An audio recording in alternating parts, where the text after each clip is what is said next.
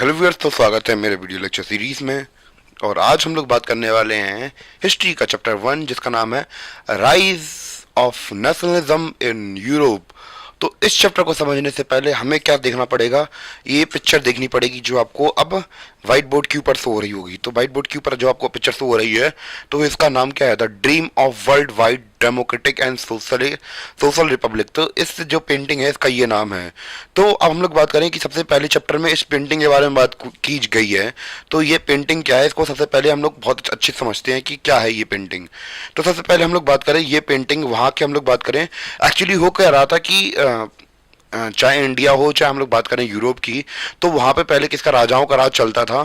और ये painting show कर रही है क्या, कि कैसे कैसे लोग अब हमारे जो मोनार्कियल इंस्टीट्यूशन थे या एब्सोल्यूटिस्ट इंस्टीट्यूशन थे, उनको छोड़कर, यानी कि राजा महाराजाओं का काल छोड़कर अब लोग डेमोक्रेसी की ओर बढ़ रहे हैं। तो अब ये पिक्चर यही शो कर रही है कैसे कैसे हम लोग ट्रांजिशन पीरियड में है, यानी कि हम लोग मोनार्क सिस्टम से, जो राजाओं का राज है, उसको छोड़कर हम लोग एक डेमोक्रेटिक वर्ल्ड में बढ़ रहे हैं। तो ये आइडिया ये पिक्चर देती है, ठीक है। और इसमें शो क्या किया गया है, तो वो यहाँ पे लिखा है। तो मैं आपको एनसीईआरटी की लाइन बाय लाइन आपको बिल्कुल क्लियर करा दूंगा, जिससे कि आपको कोई दिक्कत ना हो। तो सबसे पहले पेंटिंग का नाम क्या है, the dream of the world wide democratic and socialist republic. तो एक तरीके से जैसे कि हम लोग बात करें, हमारे इंडिया में जब हमारा देश आज़ाद होने वाला था, तो हमारे यहाँ के जो कविकार थे, जो हम लोग बात करें एक्टिविस्ट थे, तो उन्होंने भारत माता का पोर्ट्रेट तैयार किया था। आप लोगों ने खुद देखा होगा, 2 रुपये का सिक्का आता था पहले, तो उसमें कैसे भारत माता बनी होती थी, एक लेडी बनी होती थी जो कि झंडा, तिरंगा झंडा लिए रहती थी। तो भारत माता का सिंबलाइज किया था हमने उसे। तो वो सब ऐसे ही एक तरीके से लोगों के बीच में देश के लिए प्यार जगाने के लिए ऐसे सिंबल्स का इस्तेमाल किया जाता है। तो हम लोग बात करें, जैसे इस पिक्चर में आपको दिख रहा होगा कि एक लेडी खड़ी हुई है, तो वो भी एक फ्रांस की हम लोग बात करें कि देवी की तरह दिखाई गई हैं। जिससे कि हम लोग बात करें, जैसे हम लोग भारत माता बनाया था, तो एक तरीके से आज़ादी का, या फिर हम लोग बात करें देश का प्रतीक बना दिया जाता है, डेमोक्रेसी का प्रतीक बना दिया हमने उन्हें। तो ये है। तो the first print of the series shows the people of Europe and America, men and women of all ages and social classes, marching in a long train and offering homage to the Statue of Liberty as they pass by it। तो अब इस paragraph, या फिर हम लोग बात करें इस लाइन का मतलब क्या है, इसको समझते हैं। सबसे पहले हम लोग बात करें कि ये जो पेंटिंग में हम लोग बात करें, लोग जो दिखाए जा रहे हैं वो सीरीज में चल रहे हैं। और कहाँ के लोग हैं, यूरोप और अमेरिका के लोग हैं। और इसमें आदमी, औरत और सभी एजेस के लोग जुड़े हुए हैं, और सभी सोशल क्लास के लोग जुड़े हुए हैं, यानी कि भेदभाव नहीं है उनके बीच में। और ये लोग रास्ते से जा रहे हैं, यानी कि हम लोग जैसे बचपन में नहीं एक के पीछे एक टंग जाते थे, फिर कहते थे और ट्रेन चली अपनी छुक छुक छुक छुक। तो वैसे ही ये लोग मतलब एक लाइन बना के, एक क्यू में जा रहे हैं, एक लाइन बना के। और कहाँ जा रहे हैं, ये हम लोग बात करें कि मार्च करते हुए जा रहे हैं। ये लोग मार्च मतलब क्या होता है, जब कोई सेना चलती है ऐसे ऐसे करके, तो उसे क्या बोलते हैं, मार्चिंग बोलते हैं। तो मार्च करते हुए जा रहे हैं किसके पास, हम लोग बात करें स्टैचू ऑफ लिबर्टी के आगे निकलने की, मतलब पास से जा रहे हैं। और श्रद्धांजलि, होमेज मतलब क्या होता है, श्रद्धांजलि दे रहे हैं एक तरीके से, किसको, स्टैचू ऑफ लिबर्टी को। तो भैया थोड़ी स्टैचू ऑफ लिबर्टी थोड़ी अलग दिख सकती है, तो पेंटर की इमेजिनेशन थी, रियल वाली स्टैचू ऑफ लिबर्टी नहीं थी। तो पास जाते हुए श्रद्धांजलि देते हुए जा रहे हैं, इस पेंटिंग में हमें दिख रहा है। सी बियर्स अ टॉर्च, उसके हाथ में क्या है, एक टॉर्च है, in right hand, and a charter of rights, यानी कि दूसरे हाथ में चार्टर ऑफ राइट्स है, ठीक है। तो चार्टर ऑफ राइट्स, एक तरीके से हम लोग बात करें, राइट्स का चार्टर रखा हुआ है कि हम सभी के पास राइट्स हैं, तो वो वगैरह उनके पास स्टैचू ऑफ लिबर्टी के हाथ में देखने को मिल रहा है, ठीक है। On the earth in the foreground of image on the earth. तो हमें नीचे क्या दिख रहे हैं, हमें कुछ नीचे इमेजेस दिख रही हैं, जैसे लाइव पे हमें सेटर्ड मतलब होता है कचरा, remains of symbols of absolutist institution. यानी कि हमें इस पिक्चर के अंदर देखने को क्या मिल रहा है, हमें इस पिक्चर को देखने को मिल रहा है, इसके नीचे कुछ हमें यहाँ पर टुकड़े देखने को मिल रहे हैं, जैसे ताज वगैरह। तो अब ये ताज किसका सिंबल है, तो ऑब्वियसली बात है, हम लोग बचपन से देखते हुए आए हैं कि ताज सिंबल किसका होता है, ये सिंबल होता है राजा महाराजाओं का। यानी कि अब जो लोग हैं वो क्या, इस जो राजा महाराजा का काल था उसको छोड़कर जा रहे हैं, यानी कि अब वो नहीं चाहते कि उनके ऊपर कोई रूल करे, कोई राजा हो। एब्सोल्यूटिस्ट कौन होता है? एब्सोल्यूटिस्ट कौन होता है? जिसके आगे कोई की नहीं चलती, यानी कि जो वो कह दे तो वो ही होता है, अटल होता है। तो अब वो ऐसे इंस्टीट्यूशंस को छोड़ के लोग जा रहे हैं और ये कचड़े की तरह नीचे फैले या फिर कहें बिखरे हुए डले हैं नीचे। तो ये कुछ हमारी पेंटिंग कहती है, और भी हम लोग बात करेंगे इस पेंटिंग के बारे में। पहले इतना नोट कर लीजिए कि और पेंटिंग क्या कह रही है, क्योंकि हमारा चैप्टर इसी पेंटिंग से स्टार्ट है। पहले हम लोग ये समझ लेंगे कि जो हम लोग बात करें उस समय के जो आर्टिस्ट थे वो अपनी पेंटिंग में क्या शो करना चाहते थे, हम लोग वो देख रहे हैं अभी। तो उस समय की काल की जो पेंटिंग है वही है ये। तो गाइस हम लोगों ने अभी जितनी बातें की हैं अभी पूरी नहीं हुई हैं, तो और भी बहुत सारी चीज़ें हम लोग बात करें। ये जो पेंटिंग थी ये बता रही थी, और हम लोग बात करें इस पेंटिंग को किसने बनाया था? सर्गियो ने बनाया था। और ये जो पेंटिंग है वो किसको दिखा रही है? ये ये एक्चुअली यूथोपियन विजन को दिखा रही है। तो क्या है यूथोपियन विजन, इसको पहले समझते हैं। तो यूथोपियन विजन एक तरीके से हम लोग ये समझ सकते हैं राम राज की तरह है। जैसे हम लोग देखते हैं कि एक आइडियलिस्टिक, या फिर हम लोग बात करें एक आदर्श दुनिया। जैसे हम लोग बात करें आदर्श क्या होता है, एक तरीके से हम लोग बात चले कि जैसे श्री राम है, तो श्री राम क्या है? एक आइडियल मैन है। तो अब धर्म क्या कहता है कि जो आदमी है उनको श्री राम की तरह बनना है। तो भैया अब हम लोग बात करने वाले हैं कि इस पेंटिंग के अंदर जो हमारे जो पेंटर है वो यूटोपियन विजन यानी कि एक आइडियलिस्ट कंट्री बता रहा है कि जितनी भी कंट्री है उसको कैसा होना चाहिए। तो उसका एक विजन है कि जो कंट्रीज हैं या फिर हम लोग बात करें नेशंस हैं या फिर किंगडम्स हैं, वो किसमें एक उसके जो आइडियलिस्टिक वर्ड है। तो यूटोपियन जो विजन है, एक यूटोपियन विजन क्या है? एक ऐसी कंट्री जहाँ पे सब कुछ आइडियलिस्ट हो। आइडियलिस्ट का मतलब आदर्शवाद हो, यानी कि सब कुछ अच्छा हो, अच्छा कुछ भी बुरा ना हो। तो एक ऐसा विजन है किसका? हमारे पेंटर का, जिसका नाम सर्गियो है। तो सर्गियो जो हमारा है उसका विजन है ये, उसका विजन का नाम क्या है? यूटोपियन विजन है, ठीक है। और हम लोगों ने अभी तक जितनी बात कर ली थी वो तो ठीक है, और उसके आगे बात कर लेते हैं। तो आपको यार छोटा मोटा दिख रहा होगा, तो मैं लास्ट में अभी कटआउट डाल दूंगा इसका नोट्स में पीडीएफ टाइप में, तो आप लोग देख लेना, ठीक है। आई थिंक इतना क्लियर दिख रहा होगा अभी भी। तो फिर भी मैं एक लाइन रीड करता जा रहा, जिससे कि आपको समझने में भी प्रॉब्लम ना हो और नोट्स बनाने में भी कोई दिक्कत ना हो। जैसे हम लोग देखें यहाँ पे क्या लिखा है, the people of the world are grouped as distinct nations identified through their flags. तो हम लोग बात करें कि यहाँ पे हम लोग बात करें दुनिया के अलग अलग नेशंस इकट्ठे हो रहे हैं और उनको आइडेंटिफाई किया सकता है। भैया कैसे आइडेंटिफाई किया जा सकता है? उनके फ्लैग्स के थ्रू। हम लोगों को पिक्चर में दिख रही थी क्या, लोग फ्लैग्स लिए घूम रहे थे, और क्या लेके घूम रहे थे? कॉस्ट्यूम, नेशनल कॉस्ट्यूम्स पहन के घूम रहे हैं यहाँ पे। तो हम लोग उनको उनके नेशनल फ्लैग से सिंबलाइज करते, एक तरीके से आइडेंटिफाई कर सकते हैं।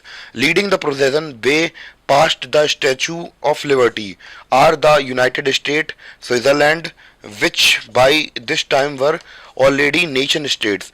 तो अब भैया यहाँ पे ये बहुत लाइन खास हो जाती है। तो जैसे यहाँ पे जो नाम लिखे हैं, हम लोग बात करें यूनाइटेड स्टेट्स, स्विट्जरलैंड।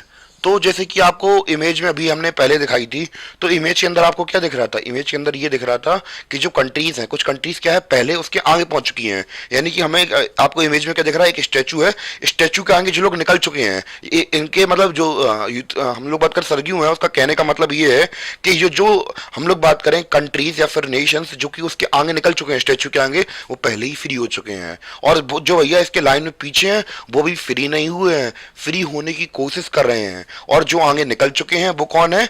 वो हम लोग बात करें फ्री नेशन स्टेट है हमारे। जैसे कौन? United state. तो हमें पता है कि जो हम लोग बात करें सबसे हम लोग बात करें ब्रिटिश से बहुत पहले ही आजाद हो गए थे। कौन?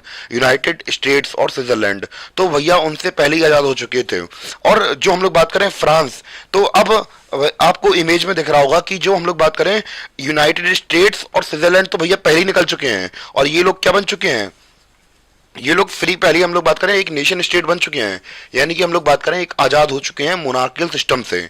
अब भैया ये फ्री विल के साथ आराम से जी रहे हैं। और हम लोग बात करें इसके बाद, भैया इंपॉर्टेंट बात है कि इसके बाद कौन लगा? जस्ट इसके बगल में नीचे हम लोग बात करें स्टैचू के नीचे कौन दिख रहा है? फ्रांस। जो कि अभी हमें पता है कि अब चैप्टर 9 से कनेक्टेड है, मतलब क्लास 9 भी कनेक्टेड है यहाँ पे। आपने देखा था फ्रेंच रेवोल्यूशन, तो ये फ्रेंच रेवोल्यूशन के समय की बात चल रही है यहाँ पे। तो हम लोग बात करें फ्रांस के अंदर क्या हो रहा था? हमने लुई 16 के बारे में पढ़ा था हमने वहां पे। तो कैसे हम लोग बात करें कि अब स्टैचू ऑफ लिबर्टी ये खड़ी है सामने, और नीचे कौन खड़ा है? जर्मनी। आगे कौन निकल गए? एक अच्छी तरीके से समझ लीजिए। आगे कौन निकल गया है? यूएसए और स्विट्जरलैंड निकल गए हैं। अब फ्रेंच रेवोल्यूशन हो गई है, तो जहाँ फ्रेंच बिल्कुल हमारे नीचे खड़ा है, और पीछे कौन खड़े हैं? जर्मनी वगैरह है, दूसरे कंडम्स वगैरह वो पीछे खड़े हुए हैं। जर्मनी, सॉरी, जो फ्रांस है वो मेरे जस्ट बिल्कुल नीचे खड़ा हुआ है, बस आशीर्वाद ले रहा, भैया अब आजाद हो गए, आजाद हो गए, आजाद हो गए। तो बस बिल्कुल हमारे नीचे खड़ा हुआ है, ठीक है, फ्रांस तो आजादी के पास। तो France identify by revolutionary tricolour. तो भैया हमें जो स्टैच्यू ऑफ लिबर्टी है उसके जस्ट नीचे हमें एक आदमी दिख रहा है, एक लड़की दिख रही है, एक आदमी दिख रहा है, एक इंसान दिख रहा है जो कि ट्राई कलर लिए है। वो किसका सिंबल है? फ्रांस का सिंबल है। किसका सिंबल है?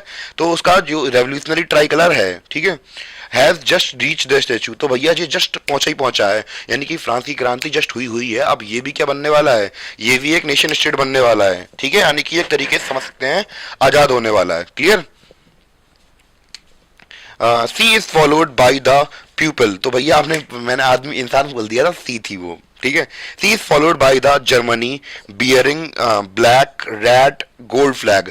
तो इसके पीछे कौन आ रहा है? इसके पीछे जर्मनी आ रहा है, जिसका हम लोग बात करें रंग कैसा है? हम लोग बात करें फ्लैग का, ब्लैक रेड और गोल्ड फ्लैग। तो ये उनके झंडे का रंग है, ठीक है, झंडे का रंग तो है, पर ध्यान देने वाली बात है उस समय पर जर्मनी एक नेशन स्टेट नहीं था, यानी कि वो कोशिश कर रहा था कि हम नेशन स्टेट बन जाएं। तो अब इस पेंटिंग में जो हमारे सर्गियो हैं वो दिखाना चाहते हैं कि जर्मनी भी धीमे धीमे आजाद होने की कोशिश कर रहा है और इसी फील्ड में आने की आगे की तरफ बढ़ रहा है। मतलब अभी हुआ नहीं है, अभी थोड़ा पीछे है, पर धीमे धीमे अगर कोशिश करेगा तो आता रहेगा, आता रहेगा। तो अब वो अपनी पेंटिंग के थ्रू ये सब चीजें दिखा रहे हैं। सोच के देखिए कितना डीप माइंडिंग। मैं भी सोचता था पहले बचपन में पेंटिंग करूं, पर इतना भयंकर पर्सपेक्टिव मेरे पास भी नहीं था जितना कि सर्गियो के पास था, क्योंकि काफी समझदार इंसान थे, मुझसे बहुत बूढ़े पुराने हैं, तो फिर क्या ही कह सकते हैं। तो भैया आप जर्मनी के बारे में बात कर ली। जर्मनी के भी पीछे बहुत से लोग खड़े हुए हैं। Following the German people are peoples Austria. तो भैया इनके पीछे भी लोग खड़े हुए हैं। कौन कौन है? Austria, the kingdom of two Sicilies, Lombardy, Poland, English, Irish, Ireland, Hungary and Russia. तो ये सब लाइन में खड़े हुए हैं, ठीक है। तो अब ये लोग क्या कर रहे हैं? धीमे धीमे हम लोग, पता है कि अब हम लोग फ्री विल के बारे में बात कर लिए कि कंट्री आजाद होना चाहती है, तो अब धीमे धीमे ये लोग आजादी की तरफ बढ़ते हुए चले जा रहे हैं, ठीक है। इतना पॉइंट क्लियर हो गया होगा आप लोगों को। फिर हम लोग बात करें कि और क्या है कि ये कंट्रीज भी धीमे धीमे आ रही हैं। इसके अलावा हम लोग बात करें from the heaven above the Christ saints angels. Gaze, gaze मतलब होता है घूरना या फिर देखना, निहारना होता है एक तरीके से। निहार रहे हैं लोगों को, इस सीन को देख रहे हैं और खुश हो रहे हैं वो भैया। मतलब एक तरीके से अच्छा फील हो रहा है कि भैया दुनिया भर में भाईचारे का सिंबल आ चुका है, जो कि वो चाहते थे, जैसा वो चाहते थे वैसा हो रहा है। और हम लोग बात करें कि अब ये जो इमेज है, एक तरीके से हम लोग पूरी इमेज को ये समझ सकते हैं कि ये इमेज दिखाना क्या चाहे, फ्रेटर्निटी, यानी कि हम लोग बात करें भाईचारा दिखाना चाहती है। मेरी प्रोनाउंसिएशन जरूर खराब हो सकती है, पर मेरा कहने का अर्थ और मेरा जो भाव है वो गलत नहीं है, क्योंकि ये सब हमें क्या दिखा रहे हैं? सारे देश एक तरफ बढ़ रहे हैं और ये सब क्या दिखा रहे हैं? भाईचारा दिखा रहे हैं। आई थिंक इतना क्लियर हो गया होगा आप लोगों को। कुछ भी डाउट लगे तो बता दीजिए, और मैं ये जो है इसको मैं अभी लास्ट में प्रिंट आउट करके दिखा दूंगा, तो आपको राइटिंग भी अगर थोड़ी बहुत प्रॉब्लम लग रही होगी तो आपको कटआउट में आ जाएगी वो। तो इसमें कोई टेंशन लेने वाली बात है नहीं, और जल्दी से नोट कर लीजिए आप लोग इसे। तो गाइस अभी तक हम लोगों ने देखा कि कैसे कैसे जो वहाँ के पेंटर्स थे, तो वो एक तरीके से कंट्री को हम लोग बात करें कि एज अ नेशन स्टेट देखने लगे थे, ठीक है। तो अब भैया वहाँ पे जो एम्पायर्स का सिस्टम था, तो अब वो चाहते भी नहीं थे कि वहाँ पे रहे, और जो इमेज हमने देखी थी वो फ्रेटर्निटी का, यानी कि भाईचारे का सिद्धांत दे रही थी। तो अब हम लोग बात करें कि धीमे धीमे क्या होने लगा, वहाँ पे राइज ऑफ नेशनलिज्म होने लगा।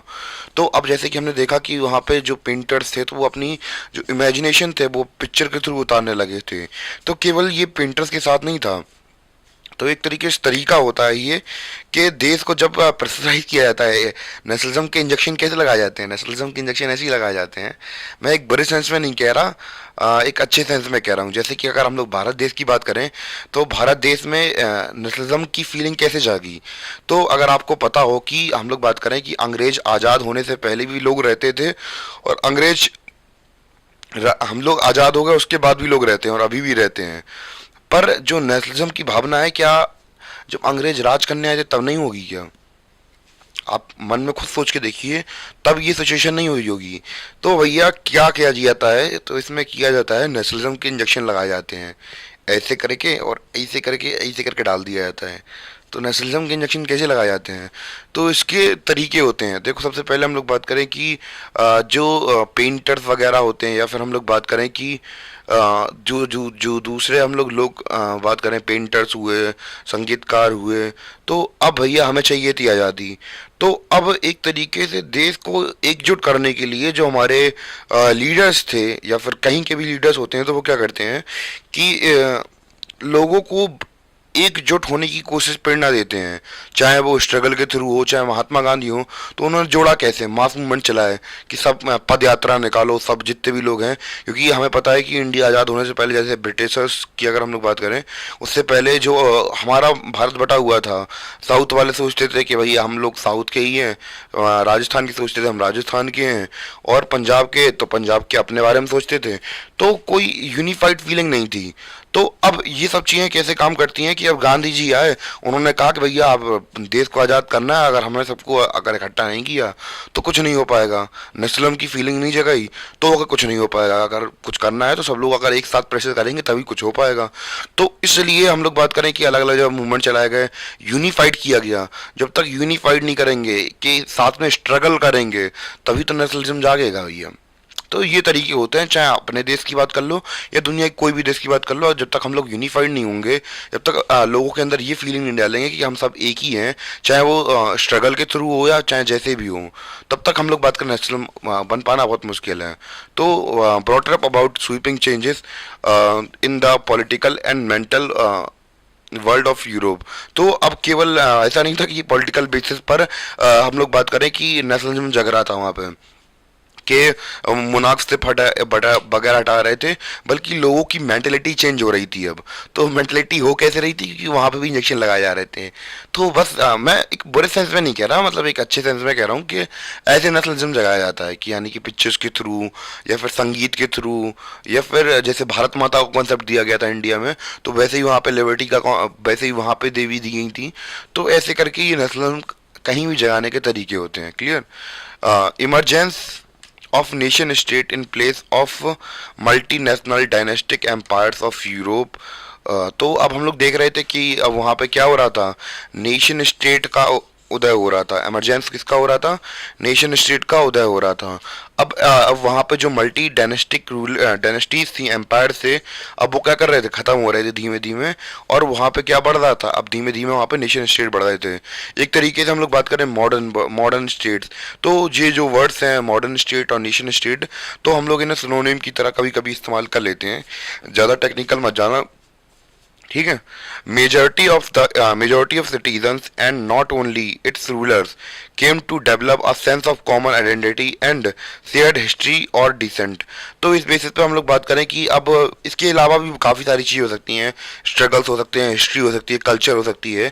तो इसके बेसिस पे हम लोग बात करें, नेशन स्टेट का कॉन्सेप्ट डेवलप किया जा सकता है कि अब के हम लोगों की सेम हिस्ट्री है, सेम कल्चर है, तो इसलिए हम लोग क्या बना लेंगे, सेम नेशन स्टेट बना लेंगे।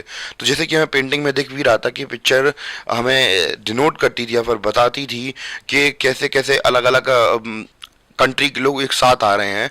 और यही पेंटर की मतलब दिखाने की इच्छा थी कि सब लोग अब फ्रेटर्निटी का मतलब सिम्बलाइज कर रहे हैं एक तरीके से। अब धीमे धीमे बस पेंटर भी यही चाहते थे, फिर हम लोग बात करें, बाकी लोग भी यही चाहते थे कि भैया अब नेशन स्टेट बन जाए और सब लोग भाईचारे की तरह अपनी अपनी गवर्नमेंट संभाल लें और आराम से रहें, कोई दिक्कत नहीं है, सबकी अपनी अपनी सरकार हो। बस ये जो मोनार्कशिप का रूलर था ये खत्म हो जाए, बस केवल लोगों के पास खुद के पास इतने राइट्स आ जाएं, अच्छे से रह सकें, बस यही है।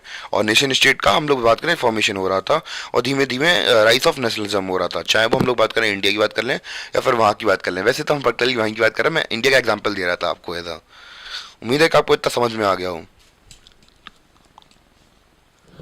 तो वही हम लोग चीज़ें बात कर रहे थे, और नेशन स्टेट का कॉन्सेप्ट हमने देख ही लिया था कि एक कलेक्टिव आइडेंटिटी की हम लोग बात करें, सेंस ऑफ कलेक्टिव आइडेंटिटी बन रही थी लोगों के अंदर। तो हमारा क्या था, नेशन स्टेट बन रहे थे धीमे धीमे। पर हम लोग बात करें, क्या लगता है आपको कि नेशन स्टेट बनना है, फिर हम लोग बात करना क्या हम लोग पहले भाईचारा नहीं था ये? जैसे कि यहाँ पे लिखा हुआ भी है मैंने कि this is a commonness did not exist from time memorial. तो अब ये जो फीलिंग थी भाईचारे की, ये नेशनलिज्म की, तो ये क्या फीलिंग पहले नहीं थी? तो हम लोग बात करें पहले नहीं थी। पहले क्यों नहीं थी? क्योंकि पहले हम लोग एक इंडिविजुअल की तरह देखते थे चीज़ों को, और बाद में क्या हुआ कि ऐसे लीडर्स आए जिन्होंने हमें बताया, जैसे कि हमने अभी बात की थी कि जैसे हम लोग बात करें कि इंडिया के अंदर अलग अलग पार्ट्स में जैसे हम लोग बात करें अंग्रेज जीत रहे थे, चाहे वो बिहार हो चाहे बंगाल हो। अब बिहार के ऊपर अटैक हो रहा तो बंगाल वाले कुछ नहीं कर रहे हैं, बंगाल के ऊपर अटैक हो रहा तो आंध्र प्रदेश वाले कुछ नहीं कर रहे हैं। तो अब उन्हें कोई मतलब नहीं था, क्योंकि उस समय पर हम लोग बात करें पहले एम्पायर एग्जिस्ट करते थे, तो उन्हें इतना प्रॉब्लम एसोसिएट था भी नहीं कि कुछ आइडेंटिटी हो। जैसे कि अगर आज हम लोग बात करें कि अगर उत्तर प्रदेश के ऊपर अटैक हो गया तो मुंबई अकेला थोड़ा ना बैठेगा, दिल्ली अकेली थोड़ा ना बैठेगी, वो देखेगी और अटैक करेगी, क्योंकि भैया सेंट्रल गवर्नमेंट की जिम्मेदारी है, अगर कोई स्टेट के ऊपर अटैक होता है तो उनके ऊपर अटैक माना जाता है, तो फिर ये उनकी जिम्मेदारी है। तो पहले ऐसा नहीं था, क्यों? क्योंकि भैया कोई ऐसा था ही नहीं बताने के लिए। या फिर हम लोग बात करें कि पहले एसोसिएट करते थे अपने आप को एज अ मोनार्क की तरह, यानी कि हम लोग बात करें मोनार्क से एसोसिएट करते थे कि हमारा ये मोनार्क है और ये रही, और दूसरे मोनार्क के लिए हमें कुछ नहीं करना है। तो ये सीन चला था। बाद में क्या हुआ कि नेशन स्टेट की आइडेंटिटी बन गई कि हमारे लीडर्स आए, तो लीडर्स ने बहुत सारे हम लोग बात करें हमारे साथ स्ट्रगल्स किए। It was forced through struggles through actions of leader and the common people. तो अब कॉमन पीपल ने साथ में जो स्ट्रगल्स किए, और जैसे हम लोग बात करें कि हमारे देश की, अगर हम लोग बात करें कि हमारे देश के अंदर अंग्रेजों ने पहले राज किया, और पहले तो एक कलेक्टिव आइडेंटिटी नहीं थी। बाद में हमारे लीडर्स आए तो, और उन्होंने यात्राएं की या अलग अलग मेथड से लोगों को जोड़ा, जागरूक किया। तो अब जब कलेक्टिव फीलिंग ऐसे करके फोर्स किया जाता है, तो अब कोई यहाँ पे लिखा हुआ भी है टाइम मेमोरियल नहीं थी, यानी कि हम लोग बात करें पहले ये आइडेंटिटी एग्जिस्ट नहीं करती थी। हमारे लीडर्स आए, उन्होंने हमें बताया कि ऐसे सोचना है, ऐसी चीज़ें करनी है, तो एक कलेक्टिव आइडेंटिटी, तब एक दिमाग में क्रक्स आया कि हाँ इंडिया ऐसी कोई चीज़ होती है, और वहाँ पे यूरोप में कि ये जो नेशन स्टेट होती है ऐसी चीज़ें होती हैं। तो अब जाके लोगों को मन में कलेक्टिव आइडेंटिटी क्या हुई, बनना स्टार्ट हुई, और जैसे ही बनना स्टार्ट हुई वैसे ही हम लोग बात करें नेशन स्टेट बनना स्टार्ट हो गया। यानी कि पहले क्या थी, कोई ऐसी आइडेंटिटी नहीं होती थी, हमारे लीडर्स आए और हमारे स्ट्रगल्स के थ्रू हमने एक कलेक्टिव आइडेंटिटी बनाई एक नेशन की, कि हम लोग सभी लोग एक देश से बिलोंग करते हैं, ठीक है। तो यही हमारे चैप्टर की थीम है। क्या है थीम? तो the diverse processes which nation states and nationalism came into being in 19th century Europe. तो ऐसे करके हम लोग बात करें, इस चैप्टर की थीम ही यही है, हम लोग बात करें कि कैसे अलग अलग प्रोसेस से हम लोग बात करें यूरोप गुजरा, और वहाँ पे क्या आया, नेशनलिज्म, या फिर हम लोग बात करें कि ये सारी चीज़ें 19th सेंचुरी में नेशनलिज्म वहाँ पे आया। तो ये सारी चीज़ें हमने देखी। इतना आई थिंक क्लियर हो गया होगा आपको कि जो नेशनलिज्म था वो क्या है और कैसे वहाँ पर डेवलप हुआ। क्लियर? तो फटाफट इसे जल्दी से नोट कर लीजिए, जिससे मैं थोड़ा आगे करा सकूं। उम्मीद है कि आपको अच्छे समझ में आ रहा हो। अगर आपको कुछ भी डाउट लग रहा हो कि हाँ सर यहाँ पे प्रॉब्लम आ रही है कि आपके वीडियो थोड़े शॉर्ट आ रहे हैं, तो पहले मैं ऐसे ही छोटे छोटे एपिसोड में थोड़ा कट करके बना दे रहा, और लास्ट में मर्ज अप कर दूंगा, तो फिर आपको सारी चीज़ें एकदम से क्लियर हो जाएंगी। जब तक के लिए शॉर्ट वीडियो से काम चलाइए आप लोग। तो गाइस, जैसा कि अभी तक हम लोगों ने देखा कि कैसे कैसे जो वहाँ के हम लोग बात करें पेंटर्स वगैरह थे, तो एक आइडिया प्रिपेयर कर रहे थे। अगर हम लोग बात करें कि हम लोगों ने वो पेंटिंग स्टार्टिंग में क्यों पढ़ी, तो मोटिव यही था पढ़ने का स्टार्टिंग में, क्योंकि हम लोग बात करें कि अगर एक कोई सिंबल की तरह अगर कोई चीज़ कोई फॉर्म कर देता है, तो बाद में हम लोग क्या करते हैं, उसी को फॉलो करने लगते हैं, तो उसी चीज़ को अचीव कर लेते हैं। तो एज अ सिंबल के तौर पर हमने वो पेंटिंग बता दी कि हाँ ऐसे ऐसे चीज़ें स्टार्ट हुई थी वहाँ पे, और ऐसे ऐसी चीज़ें वर्क की, ठीक है। तो बाद में धीमे धीमे वहाँ पे फैलने लगी चीज़ें। और अब हम लोग बात करने वाले हैं कि यहाँ पे केवल केवल पेंटिंग्स नहीं थी, कुछ ऐसे वगैरह भी लिखे गए थे। जैसे अर्नेस्ट रेनन की बात करें, तो जैसे कि हम लोग बात करें कि अर्नेस्ट रेनन के बारे में बात करें, तो यहाँ पे जैसे कि आपको अब थोड़ा मैं हट जाता हूँ, तो यहाँ पे वाइट बोर्ड में आपको कैसे हो रहा होगा, एक ऐसे से हो रहा होगा, जो कि ऐसे लिखा है किसने, अर्नेस्ट रेनन ने लिखा है। इन्होंने केवल ये नहीं कहा है कि कोई नेशन कब होता है, तो भैया हम लोग बात करें कि कोई नेशन ये नहीं होता है कि कोई रिलीजन, रेस, टेरिटरी की बेसिस पे होता है। इवन ही हम लोग बात करें सेक्रीफाइसेस, डिवोटेशन, और हम लोग बात करें बहुत ज़्यादा सेक्रीफाइस देते हैं, तो उसके बेसिस पर भी हम लोग बात करें नेशन बन सकता है। जैसे कि हम लोग बात करें केवल और केवल रेस या लैंग्वेज की बेसिस पे नहीं होता है, और इवन कि हम लोग बात करें सेक्रीफाइस कैसे दिए और ये सारी चीज़ें कैसे दी, और इससे भी नेशन बनता है। तो ये मैंने आपको ऐसे दिखा दिया।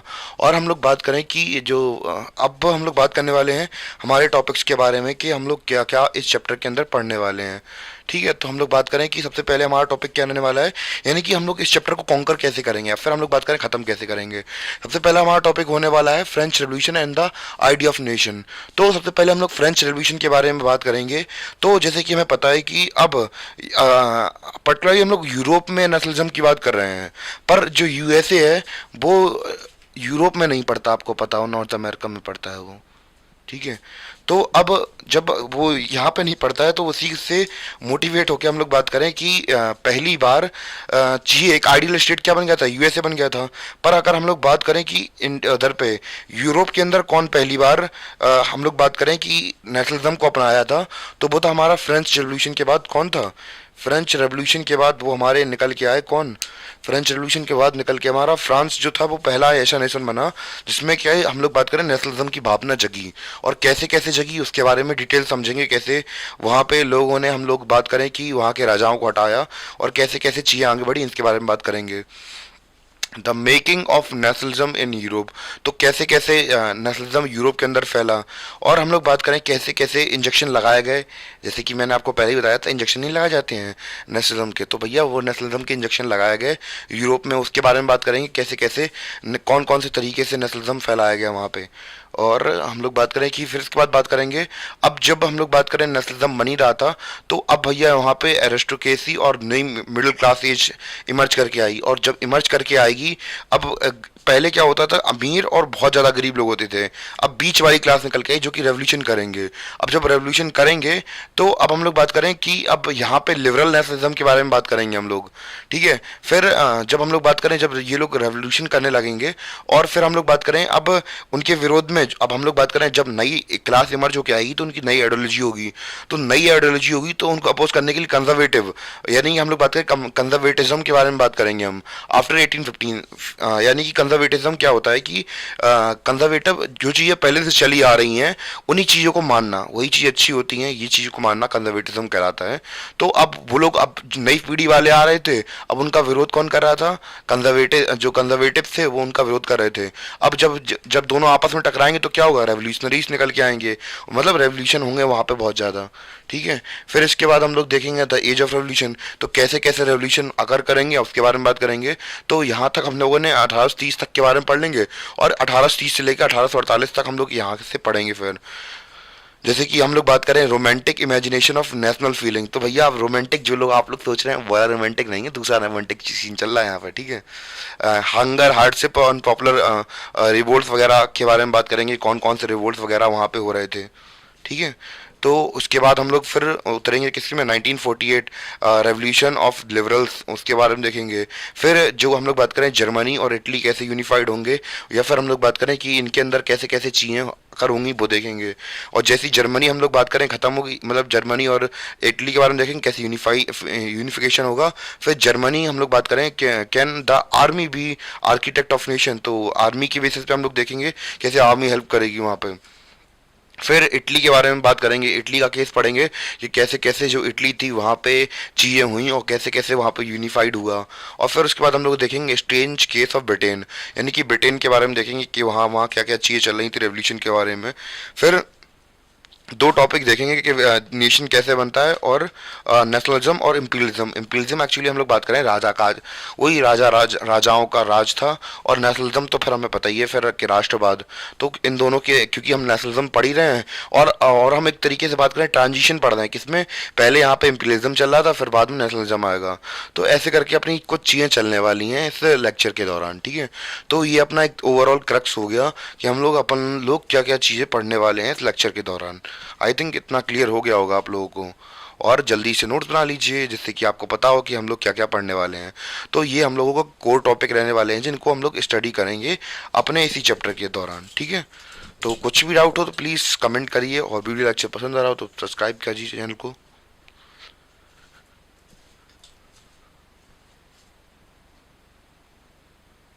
तो जैसे कि हम लोग बात कर ही चुके हैं कि जो फ्रेंच रेवोल्यूशन है वही हम लोग बात करें एक तरीके से इग्निशन वाला पॉइंट है, यानी कि हम लोग बात करें एक चिंगारी का काम किया जिसने कि पूरे यूरोप के अंदर नेशनलिज्म की भावना की। तो जैसा कि हमें पता है कि जो यूएसए है वो बहुत पहले ही आज़ाद हो चुका था और अपने आप को क्या कर चुका था, एक नेशन बना चुका था। और क्यों हो चुका था इसके बारे में बात जानना बहुत ज़रूरी है, क्योंकि भैया जैसे आपको पता है कि आपके दोस्त बहुत ज़्यादा ख़राब हैं और हम शब्द इस्तेमाल नहीं करने वाले हैं। वो ऐसे हैं कि आप पढ़ रहे होंगे तो क्या करेंगे महाराज कि आपको पकड़ के जबरदस्ती घसीट ले जाएंगे, भैया आओ चलो घूमने चलें खेलने चलें, कुछ भी बहाना करके ऐसे बहाना करके आपको ले जाएंगे। अगर यूएसए यूरोप में हुआ होता तो अड़ोसी पड़ोसी देश क्या कर लेते, उसे अपने बहकावे में ला के फिर से मुनाक बना देते। पर खुशकिस्मती से हम लोग बात करें कि यूएसए यूरोप का पार्ट नहीं था और नॉर्थ अमेरिका का पार्ट था, इसलिए हम लोग बात करें कि वहाँ पे डेमोक्रेसी सर्वाइव कर गई। और हम लोग बात करें कि वहाँ से देख के अब हम लोग बात करें क्रांति बढ़ी रही थी, तो हम लोग बात करें फ्रेंच के अंदर हम लोग बात करें चिंगारी पहली बार फूटी।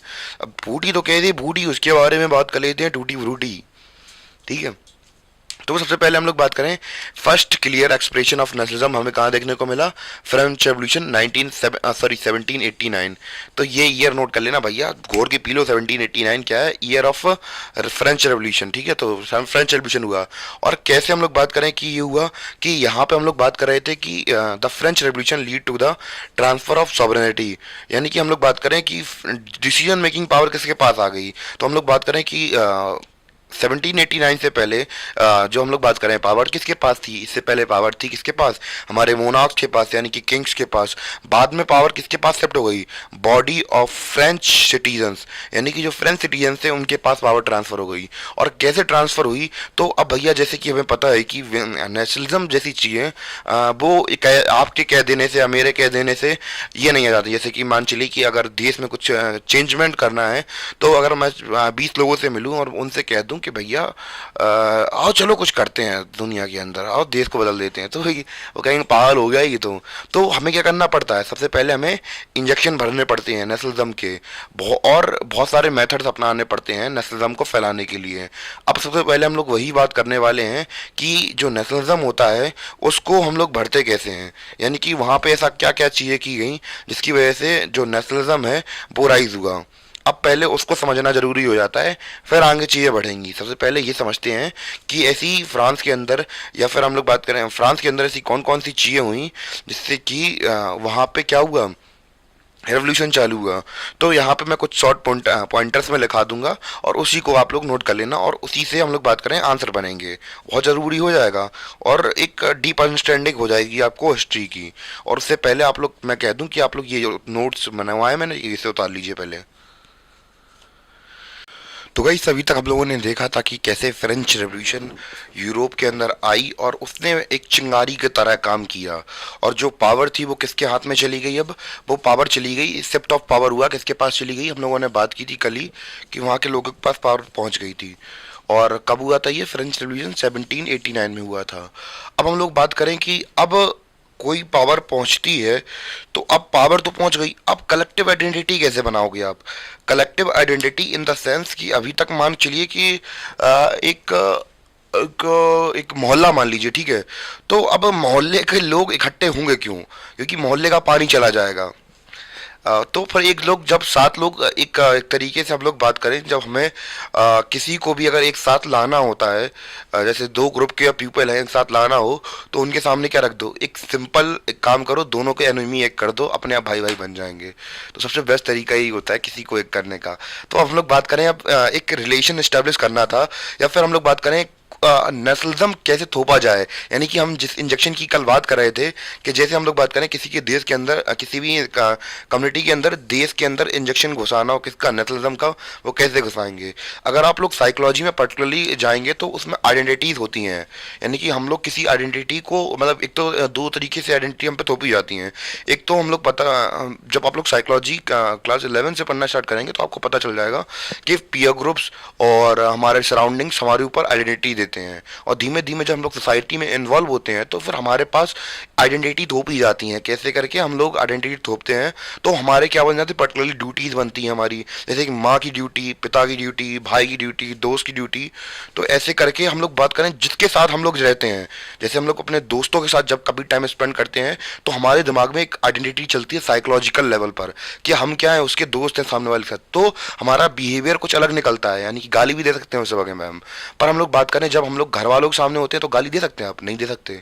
तो एक पर्टिकुलरली आइडेंटिटी जनरेट होती है किसी भी चीज़ के साथ या किसी भी किसी की सराउंडिंग के साथ। हम लोग बात करें हमारे दिमाग में आइडेंटिटीज वर्क कर रही होती हैं परमानेंट हमारी कॉन्शियसनेस के अंदर, ठीक है। तो अब भैया आप देश के अंदर किसी पर्टिकुलरली कम्युनिटी या फिर किसी इंडिविजुअल या फिर हम लोग बात करें ग्रुप के अंदर कैसे नेशनलिज्म की जो आइडेंटिटी है उसको जनरेट किया जाएगा, और उसके बारे में बात करेंगे कि कैसे कैसे फ्रेंच रेवोल्यूशन के बाद लोगों के अंदर नेशनलिज्म की आइडेंटिटी डाली गई कि भैया हम लोग क्या है, एक ही लैंड को बिलोंग करते हैं, एक ही नेशन का पार्ट है।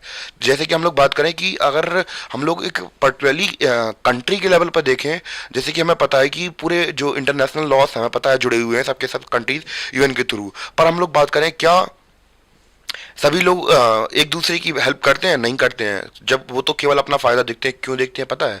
क्योंकि जो सेंटर में पावर बैठी है वर्ल्ड, अगर कोई ऐसा एक वर्ल्ड लीडर आ जाए जो कि सारी कंट्रीज को कंट्रोल करे, उसके पास थोड़ी पावर एक्स्ट्रा में हो। अगर हम लोग इंडियन जो पॉलिटी का स्ट्रक्चर देखते हैं तो हमें पता है कि जो पावर्स हैं वो डिस्ट्रीब्यूटेड हैं स्टेट गवर्नमेंट और सेंट्रल गवर्नमेंट में, ठीक है। तो सेंट्रल गवर्नमेंट के पास ज़्यादा पावर है, इसलिए हम लोग बात करें एक कलेक्टिव आइडेंटिटी बनी हुई है। स्टेट के बीच में इतने ज़्यादा मुद्दे यानी कि बात बात स्टेट के बीच में भी होते हैं, जैसे कंट्री के लेवल पर होते हैं, पर इतने नहीं बढ़ पाते हैं। क्यों नहीं बढ़ पाते? क्योंकि ज़्यादा पावर किसके पास में? सेंटर के पास में है।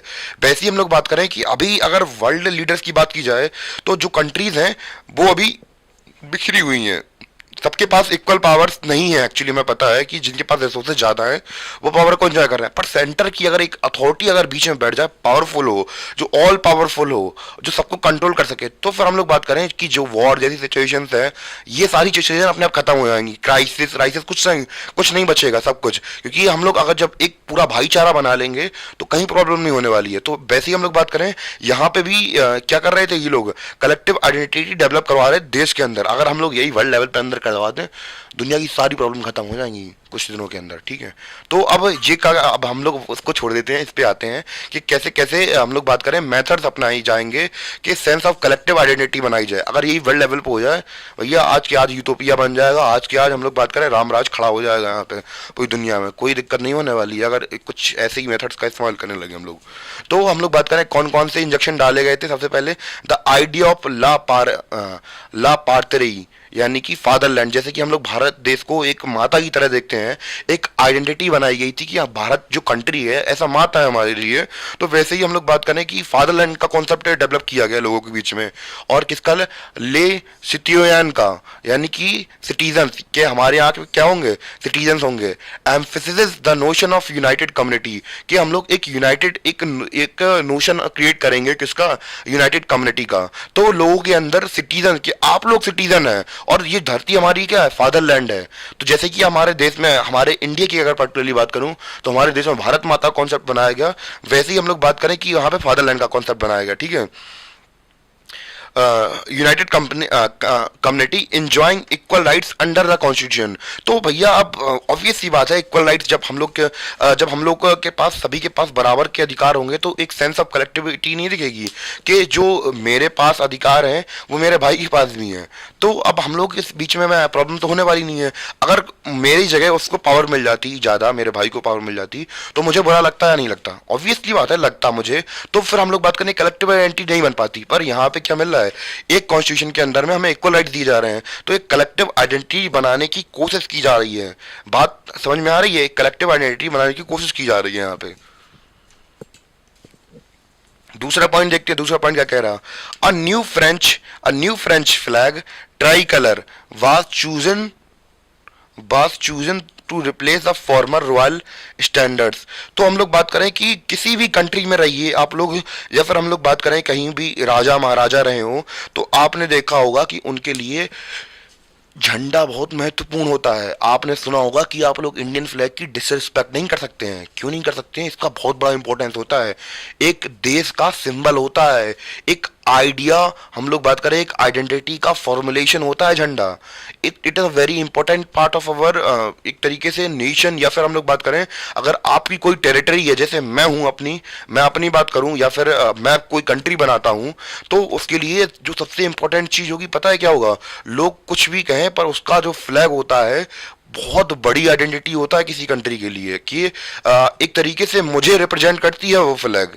तो जैसे कि आप लोग किसी भी एम्पायर को देखें, या आप लोगों ने राजा महाराजा की या गेम्स ऑफ थ्रोन देखी हो, तो आपको पता होगा कि हर एक राज्य का अपना खुद का एक फ्लैग होता है। तो फ्लैग एक आइडेंटिटी देता है किसी भी एम्पायर को, किसी कंट्री को, या किसी देश को। तो अब भैया यहाँ पे क्या करा गया? नया फ्लैग बनाया गया, यानी कि अभी तक जो फ्रीडम का जो सिंबल होता है वो हमारे माइंडली चलता है। तो एक झंडा हमें एक साकार आकृति देता है, क्या वास्तविकता की। यानी कि ये क्या है, अगर हमने कोई कंट्री बनाई है, मैंने कोई कंट्री बनाई है, तो मैं उसका क्या फ्लैग बनाऊंगा। यानी कि अब मैं मानसिक लेवल पर छोड़कर फिजिकल वर्ल्ड में, मेंटली छोड़कर अब फिजिकली आपको दिखा रहा हूं कि ये मेरी आइडियोलॉजी है, मेरी कंट्री की ये फिलॉसफी होने वाली, जो मेरी विचारधारा थी अब मेरे फ्लैग के साथ एसोसिएट हो गई है। क्लियर करना बात, बहुत इंपॉर्टेंट आइडेंटिटी होती है फ्लैग किसी कंट्री का, एक तरीके से फिजिकल रिप्रेजेंटेशन होती है मेरी आइडियोलॉजी का।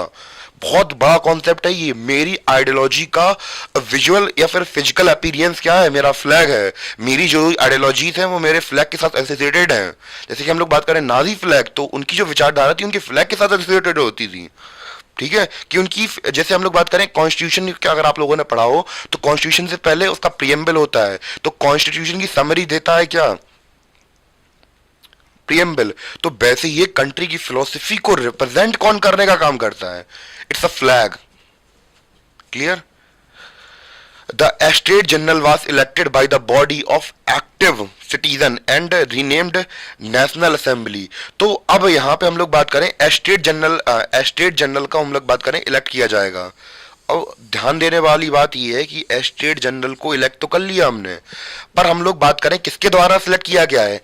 एक्टिव सिटीजन के थ्रू किया गया है, एक्टिव सिटीजन। तो अब इसका मतलब क्या है कि भैया अब जब लोगों ने खुद ही चुना है अपने राजा को, तो फिर किसे ही क्या प्रॉब्लम होने वाली है? अब लोगों ने खुद अपने राजा को चुना है, तो अब उसके लिए अपोजिशन कैसे होगी? अब सभी लोग कहेंगे भैया, कोई पहले के लोग तो यही कह रहे थे कि मोनार्कशिप में ही होता है कि राजा का बेटा राजा बनता है, पर यहाँ तो आप लोगों ने चुना है, तो फिर इसके खिलाफ विरोध कैसे करेंगे? चुना तो आप ही ने है, वोट तो आप ही ने दिए हैं ना। तो ये क्लियर हुआ। अगला पॉइंट देखते हैं। न्यू हाइम्स वर कंपोज्ड, नए गाने गाए गए। अब भैया हाइम्स होती हैं, जैसे हम लोग बात करें कि हमारा देश बना था तो जनगण मन अधिनायक, तो ये सब हमें पता है। और बहुत सारे गाने बनाए जाते हैं देशभक्ति नेशनलिज्म को जगाने के लिए। तो वैसे नहीं, पर 26 जनवरी को गूज बम्स निकल आते हैं, गजल खड़े हो जाते हैं। मतलब आपके कहीं से सुनते हैं, ऐ वतन वतन वतन मेरे आबाद रहे तू, तो सुन के कुछ अच्छा फील होता है। जैसे कि आई थिंक मुझे ध्यान है कि बचपन में मैं जब गाने सुनो ना, तो एक अच्छी एक तरीके से कुछ अलग फीलिंग आ जाती है शरीर के अंदर। जब आप लोग कोई देशभक्ति की बात करते हैं, फिर हम लोग बात करें जब एक कुछ गाने गुनगुनाते हैं, ऐ वतन वतन वतन मेरे आबाद रहे तू, तो अब एक सेल्फ इमोशन जुड़ जाता है अपनी कंट्री के साथ। तो बहुत एक इफेक्टिव तरीका होता है किसी भी कंट्री को गाने से सेलिब्रेट करवा दो भैया, लिटरली बहुत मजा आता है जब आप गाने वगैरह सुनो देशभक्ति के। तो एक अटैचमेंट जुड़ जाती है किसके साथ? कंट्री के साथ। क्लियर? या फिर हम लोग बात करें, जैसे हम लोग बात करें कि ऐ मेरे वतन के लोगों जरा आंख में भर लो पानी, जो शहीद हुए हैं उनकी जरा याद करो कुर्बानी। तो इस लेवल पर आपके साथ इमोशनल इंजेक्शन डाले जाते हैं आपके साथ। तो अब बड़ा ही पूरा फील हो रहा गाना सुनने के बाद। इतनी अच्छी आवाज नहीं थी मेरी, तो बस एक तरीके से आपको पता चल गया होगा कैसे गाने से नेशनलिज्म डाला जा रहा है। तो ये तरीका है नेशनलिज्म डालने का, ध्यान रखिए। ठीक है, और क्या हो रहा है? अ सेंट्रलाइज्ड एडमिनिस्ट्रेटिव, तो भैया सिंपल सी बात है, system was put in a place and its formulated uniform laws for all citizens within our territory। तो सबसे इम्पोर्टेंट बात यही है कि भैया हम लोग इंडिया के पार्ट हैं, हमारे लिए कानून बनाता है, पार्लियामेंट कानून बनाती है। It's a simple form of nationalism, या फिर हम लोग बात करें एक तरीके से ये ही नेशनलिज्म को दिखाता है, ठीक है, कि कैसे कैसे हमारे लिए जो कानून वगैरह है या एडमिनिस्ट्रेटिव सिस्टम, जैसे हम लोग बात करें एक सिंपल सी बात है भैया, ठीक है मैं बताता हूँ आपको। जैसे हम लोग बात करें कोई कोई साम्राज्य है, ठीक है, मौर्यन एम्पायर ले लेते हैं, चंद्रगुप्त मौर्य की बात कर लेते हैं, अशोक की बात कर लेते हैं। तो अशोक का एम्पायर कहाँ तक कहलाया जाएगा, आप खुद बताइए। तो जहां तक उसकी टेरिटरी है, जहां तक उसके नियम कायदे कानून फॉलो होते हैं, उसकी टेरिटरी है। ऑब्वियस सी बात है, पूरा एम्पायर है तो अब किसका एम्पायर, एक ही एम्पायर कहा जाएगा, ऐसा तो नहीं है कि हम अलग अलग एम्पायर कह देंगे। जब एडमिनिस्ट्रेटिव सिस्टम एक होगा, सभी के लिए लॉस एक होंगे, तो पूरी टेरिटरी एक हो जाएगी नहीं हो जाएगी। तो भैया अगर हम लोग बात करें कि इंडिया के अंदर इतनी ज़्यादा डाइवर्सिटी हमें इसलिए देखने को मिलती है, जैसे हम लोग बात करें यूनिफॉर्म सिविल कोड के बारे में, अगर आपको पता हो कि पूरे देश के लिए कानून हमारे यहाँ पे अभी भी एक जैसे नहीं है, स्टेट टू स्टेट वेरी करते रहते हैं। जो कानून होते हैं आपको पता हो कि वो पूरी कंट्री में एक जैसे नहीं लगते हैं, वो कंट्री टू स्टेट वेरी करते रहते हैं। तो यूनिफॉर्म सिविल कोड क्या है कि माने कि किसी स्टेट के अंदर सभी के लिए कानून एक जैसे हो, धर्म को लेकर कोई भेदभाव ना किया जाए, ठीक है। तो ये सारी चीज़ें होती हैं। तो अब हम लोगों ने बस इतना, अभी तो खैर इतना ही देख लेते हैं, और भी कुछ इसके पॉइंट्स हैं वो आपको लिखाता हूँ, पर पहले हम लोग देखते हैं, इतना हमने इतना पढ़ा है तो उसको थोड़ा रिवाइज कर लेते हैं। तो फ्रेंच रेवोल्यूशन हम लोग बात करें कब की गई थी, 1789 में की गई थी, शिफ्ट ऑफ पावर हुआ था। और इसमें हम लोग बात करें जब शिफ्ट ऑफ पावर हुआ, लोगों के पास में आया कि एक नेशनल असेंबली वगैरह जैसी चीज़ हमें कुछ देखने को मिल रही थी, और उसके बाद कैसे कैसे इंजेक्शन का इस्तेमाल किया गया नेशनलिज्म का, इसके अंदर देख लेते हैं। तो कौन कौन से तरीके का इस्तेमाल किया गया, द आइडिया ऑफ ला पार्थ्यू, यानी कि मैं मेरी प्रोनाउंसिएशन गलत हो सकती है पर फादरलैंड बता दूंगा मैं, ठीक है, कि एक पिता भूमि हम लोग बात करें या मातृभूमि की बात की जा रही थी यहाँ पे। तो द सिटीजन का कॉन्सेप्ट किया गया कि भैया यूनिफाइड कम्युनिटी बनाई, यूनाइटेड कम्युनिटी का क्रिएशन हो, जिसमें कि हम लोग इक्वल राइट्स को एंजॉय कर सकें अंडर अ कॉन्स्टिट्यूशन। दूसरा हमने क्या देखा, फ्रेंच फ्लैग बनाया गया ट्राई कलर का, जो कि रिप्लेस किया गया रॉयल जो हमारा फ्लैग था उसको हटाकर, और स्टेट जनरल इलेक्ट की गई किसके द्वारा, हम लोग बात करें एक्टिव सिटीजन के द्वारा, और उसे हम लोग नाम दिया गया किसे, नेशनल असेंबली का। नए गाने बनाए गए, ओथ लिए गई, taken by matrix commendated all in the name of nation, देश के नाम पर नहीं शपथ वगैरह करवाई जाती हैं वो सारी चीज़ें। तो ऐसे करके सारी चीज़ें हुई। लास्ट पॉइंट क्या देखा हमने, सेंट्रलाइज्ड एडमिनिस्ट्रेटिव सिस्टम देखा, और इसमें हमने देखा कि यूनिफाइड लॉस लाए गए, सभी सिटीजन्स बराबर हुए, और मतलब सभी सिटीजन्स के लिए जो लॉस बनने थे टेरिटरी के अंदर वो फिक्स कर दिए गए। आई थिंक इतना क्लियर हो गया होगा, तो प्लीज़ इतना नोट कर लीजिए, फिर मैं आगे कराता हूँ।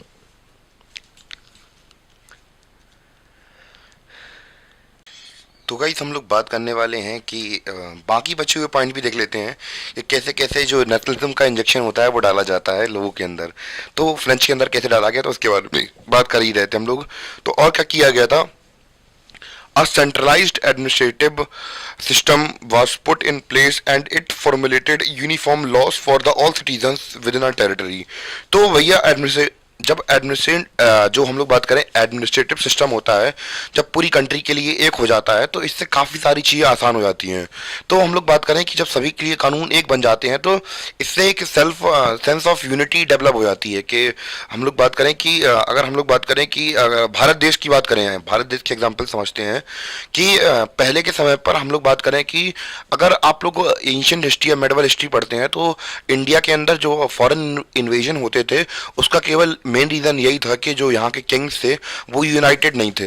यानी कि यहाँ पे हम लोग बात करें अलग अलग लॉस लग रहा है, हर एक रियासत के अलग राजा, हर एक रियासत के अलग लॉज, तो ये सारा सीन चल रहा था। तो अब इसको लेकर क्या था कि अगर यूनाइटेड लॉ होता तो फिर हम लोग बात करें, या फिर एक ही राजा राज कर रहा होता, सब जगह एक ही लॉ लग रहा होता, तो फिर हम लोग बात करें इन्वेजन से बच मतलब इन्वेजन से बच जाते अगर एक ही राजा रूल कर रहा होता या पूरे में एक ही लॉ लग रहा होता।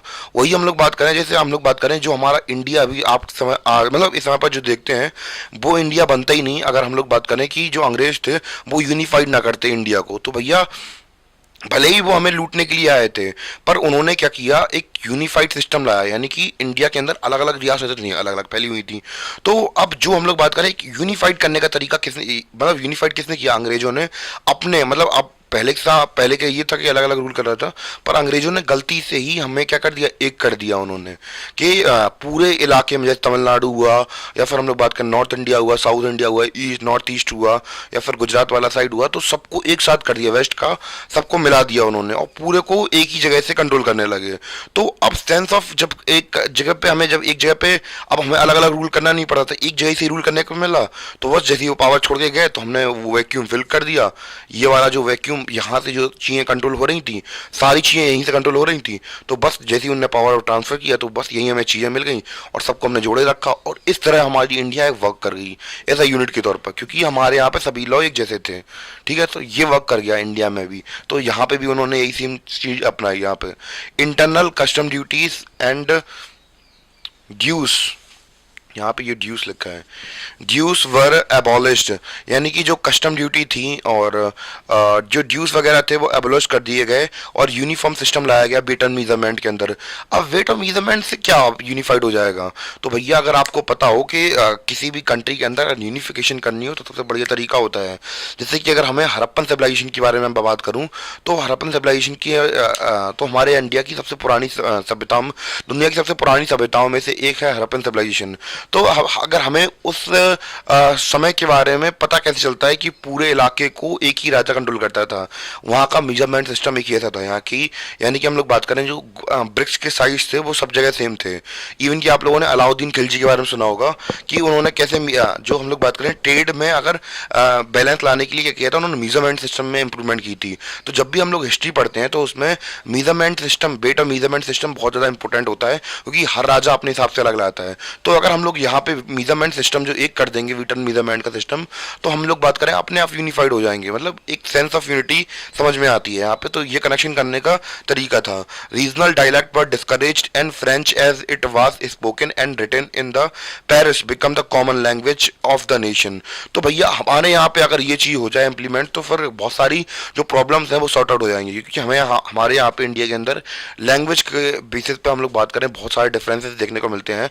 चाहे आप गुजरात में चले जाइए, चाहे आप महाराष्ट्र में चले जाइए, तमिलनाडु में चले जाइए, जो रीजनल डायलेक्ट को लेकर प्रॉब्लम्स होती हैं, लैंग्वेज को लेकर प्रॉब्लम्स हैं, बहुत ब्रॉडली देखने को मिलती हैं। इवन कि आपको पता ही होगा आजकल ट्रेंडिंग में चल ही रहा है कि वही महाराष्ट्र में रहना है तो मराठी बोलना चाहिए। भले ही चाहे ये पॉलिटिकल मोटिवेटेड चीज़ें हों, पर ये चीज़ें नहीं होनी चाहिए। ये देश की यूनिटी को के ऊपर खतरा होती हैं एक तरीके से। चाहे वो हम लोग बात करें महाराष्ट्र हो या फिर हम लोग बात करें तमिलनाडु हो, तो हिंदी को लेकर जो हम लोग बात करें एक सेंस ऑफ हेट्रेड मिलती है, तो ये नहीं मिलनी चाहिए। कोई भी किसी लैंग्वेज को हेट क्यों करेगा? तो हम लोग बात करें कि ये सारी चीज़ें नहीं होने चाहिए, क्योंकि देश के ऊपर यूनिटी के ऊपर सवाल आ जाता है आपकी। तो क्योंकि अब हम लोग बात करें कि आपको बनाना तो पड़ेगा। आप लोग खुद देख सकते हैं कि जो फ्रेंच लोग थे तो उन्होंने रीजनल डायलेक्ट को डिस्करेज कर दिया था, यानी कि भैया के अलग अलग बोलेंगे तो भैया ऑब्वियस सी बात है कि जब अलग अलग लैंग्वेज बोलेंगे तो फिर अपने सेंस ऑफ जो लैंग्वेज है वो अलग अलग हो जाएगी, तो फिर यूनिटी बचेगी कहाँ फिर आपकी। तो जैसे ही इन लोगों ने किया कि भैया अपनी जो अलग अलग रीजनल डायलेक्ट थे उनका हटाकर एक लैंग्वेज अब पकड़ ली थी, अगर इंडिया में भी यही अप्लाई कर देंगे तो फिर क्या प्रॉब्लम हो जाएगी? कोई नहीं, तो यूनाइटेड ही हो जाएंगे, वरना फिर बढ़ते रहो भाषा के नाम पे, कुछ तो है नहीं है। अब जब यूनाइट हो गए भैया, ऑब्वियसली आपको पता है एकता में शक्ति होती है और अनेकता में कुछ नहीं होता है। तो फिर अपने आप को अगर स्ट्रांग बनाना है तो फिर कुछ ना कुछ चीज़ें छोड़नी पड़ेंगी आपको। जैसे कि इन लोगों ने जो रीजनल डायलेक्ट थे उन्हें छोड़ दिया था, तो वैसे ही अपन को भी कुछ ना कुछ छोड़ना पड़ेगा। एक यूनिफाइड लैंग्वेज बना लो। मैं ये नहीं कह रहा कोई हिंदी ले लो या फिर तमिल ले लो या दूसरी लैंग्वेज ले लो, पर एक तो यूनिफाइड लैंग्वेज बनाया भाई, कम से कम जिससे बात कर सकें। अब भले ही इंग्लिश नहीं बना, थोड़ा बाहर की लैंग्वेज है, अपने यहाँ की रीजनल लैंग्वेज है, अब एक कल्चर में बना हुआ है, तो हर एक व्यक्ति इंग्लिश नहीं बोल सकता ना। तो थोड़ी बहुत समझ के चीज़ें कीजिए। आप लोग खुद समझदार हैं, भविष्य आगे का, तो ये सारी चीज़ें समझिए आप लोग भी।